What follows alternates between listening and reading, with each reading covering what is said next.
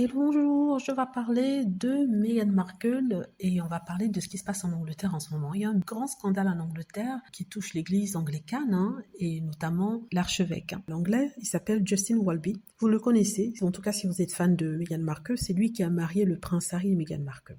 Alors qu'est-ce qui se passe? Il se passe en fait que l'un de ces évêques, ou je ne sais pas si ça s'appelle évêque dans l'église anglicane, en tout cas l'un des pasteurs ou évêques, a été accusé d'avoir abusé de beaucoup d'enfants en Angleterre. Et la raison pour laquelle il a démissionné, c'est parce que il aurait été au courant et il n'a rien fait, il n'a pas signalé, il a essayé peut-être même de cacher. Je dis bien, il a essayé peut-être même de cacher, ça n'a pas encore été prouvé. Et il a démissionné. Donc maintenant qu'il a démissionné, je voulais aborder cette information sous deux angles. La première étant l'angle du karma et la deuxième étant le fait qu'on implique Meghan Markle. Mais ça, c'est pour une autre vidéo. Dans l'angle du karma, je veux dire que je compte ça dans le karma des personnes qui ont maligné Meghan Markle. Je vous explique pourquoi. Ce monsieur a officié le mariage de Meghan Markle et du prince Harry.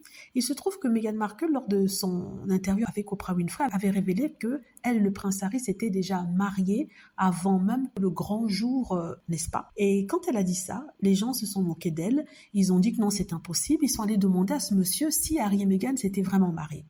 Lui a dit que non, parce que si s'était marié, ça aurait été illégal. Il aurait peut-être été en prison. Il a dit seulement qu'il leur a fait faire une répétition et qu'ils ont récité leurs vœux. Donc il essayait de faire passer ça comme quelque chose qui n'était pas important. Pourtant, aux yeux du prince Harry et de Meghan Markle, c'est important. C'était une cérémonie qui n'était pas prévue. Donc il a appelé ça répétition. Pourtant, les répétitions sont prévues alors que cette cérémonie-là n'était pas prévue. C'est le prince Harry et Meghan Markle qui ont appelé ce monsieur afin qu'il puisse les bénir leur union entre deux qui comptait plus que le grand jour. Ce que je peux comprendre, il y a des personnes qui se marient de façon traditionnelle, n'ont pas besoin de passer devant le maire pour signer quoi que ce soit pour se marier. Ils se considèrent mariés femmes. C'est ça qu'on appelle des mariages traditionnels. Après, bien sûr, ils peuvent signer un papier légal, mais le fait est que ils sont mariés traditionnellement et ils se considèrent comme mariés femmes. Or, Meghan a dit ça, on s'est moqué d'elle. Elle a jamais dit qu'elle s'était mariée légalement. Elle a dit on s'est mariés. Donc, il y a quand même une sacrée différence entre je me suis mariée légalement et je me suis mariée. Donc, on revient sur le monsieur. Vu que le monsieur explique en disant que oui, à leurs yeux,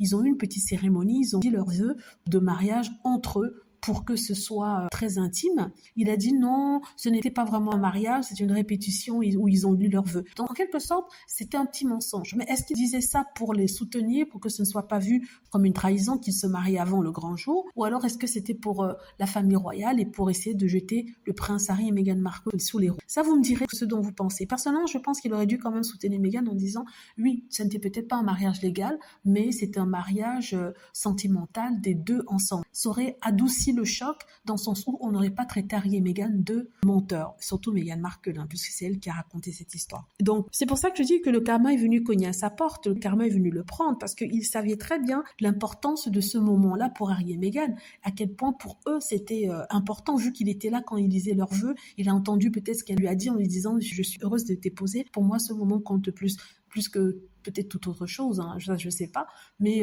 il n'a pas dit ça. Donc là, le karma est venu lui rendre visite. Moi, ce que je dis ici, c'est que toutes les personnes qui se sont acharnées sur Meghan, ne l'ont pas soutenue, ils reçoivent le karma à leur porte. Cette année de 2024 a été une année de révélation. Et ça va encore continuer. Pour l'instant, là, il a démissionné. Il n'est plus l'archevêque d'Angleterre. Et voilà. Donc, dites-moi ce que vous en pensez. J'espère que vous avez aimé la vidéo. N'hésitez pas à cliquer sur like si c'est le cas, à vous abonner pour plus de vidéos et à cliquer sur la petite cloche afin de traverser lorsque je poste une nouvelle vidéo. Merci.